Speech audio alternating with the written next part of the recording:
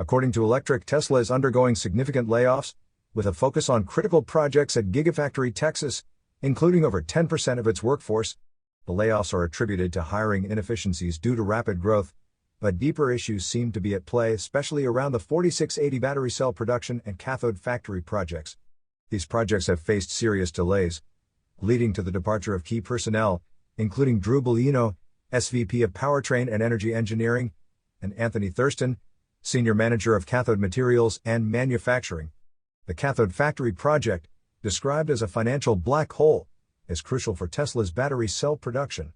Elon Musk's dissatisfaction with the progress has led to significant changes, including the shutdown of the NV9 project for a cheaper electric vehicle in favor of focusing resources on the robotaxi program.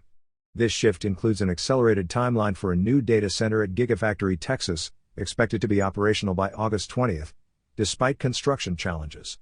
This move is part of Tesla's broader strategy to concentrate on self-driving technology, with layoffs masking the reshuffling and termination of certain projects. You are listening to Yuan News.